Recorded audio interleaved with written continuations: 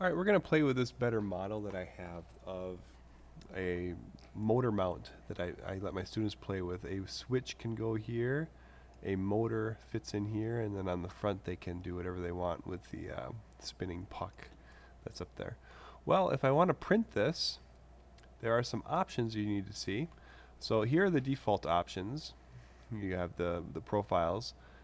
If you make this lower, it's going to take much longer to print, but the quality of the print should be higher because it's putting twice as many layers into the model. If you change the infill, that means all the places that could be hollow will have more material in them and will be stronger. If you reduce the infill, they will be weaker. So right now it's taking 19.5 hours and 63 grams, but if I go back to the default, it will take less than 19 hours. I believe it takes 10 hours at the default.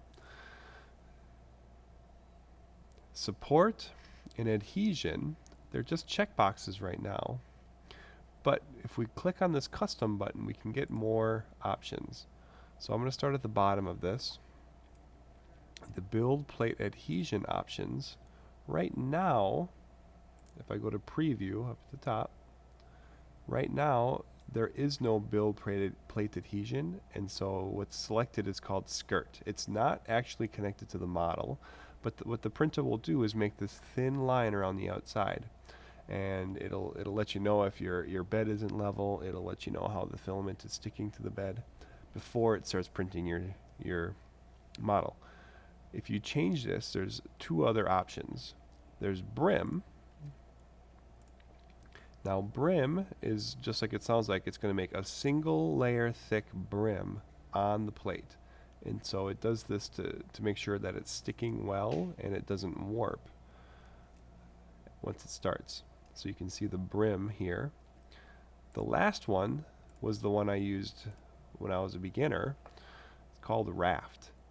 Now raft is just like a brim except much thicker. It's like a raft. Your print will be sitting on top of something that you're printing yourself. This raft, you can see it's just like the brim except even thicker. It starts out here in layer 1 with just vertical lines of filament being put down. Then layer 2, the head will come back. The extruder, will come back and it will do horizontal, or diagonal lines. It'll fill in diagonally over those vertical lines. Layer 3,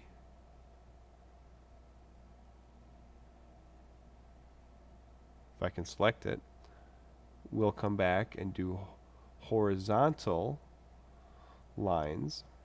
And this is all material that you are wasting.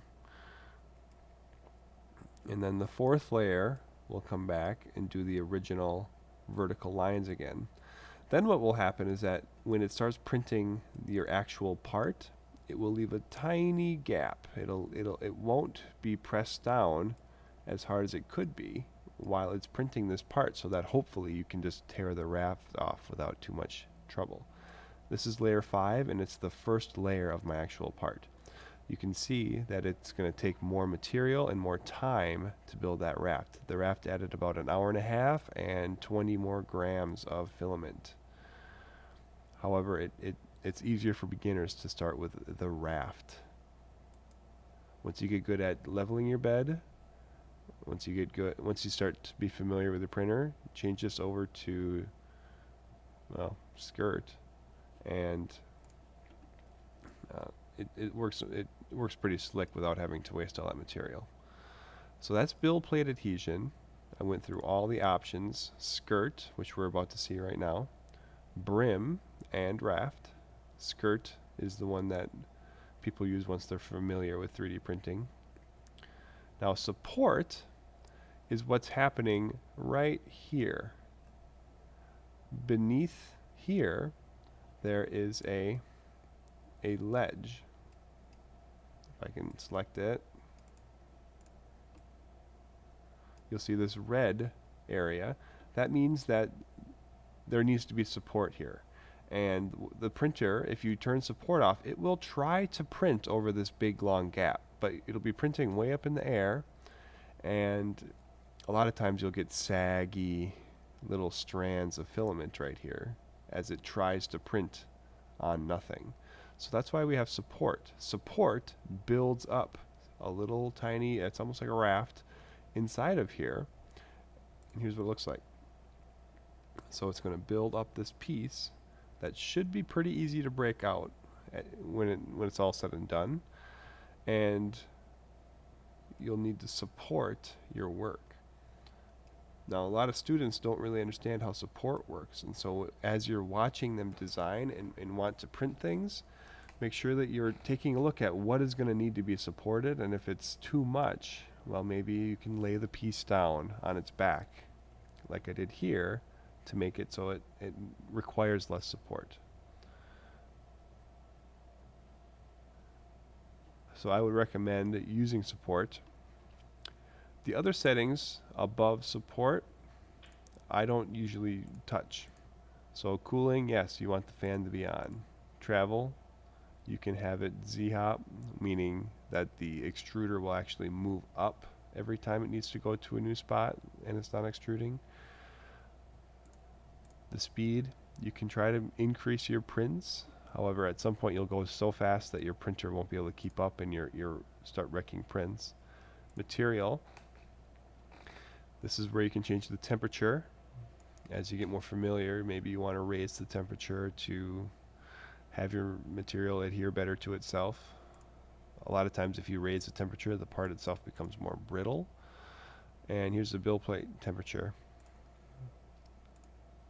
Last one is infill. Here's that 20% we saw in the front, but in here there are lots of options that you can choose from. It's fun to play around these and watch them print as they're printing in real life. So now that I have my model ready to print, I've taken a look at it. I'm confident that it's the right size, it's got the right support, it's going to stick to the bed.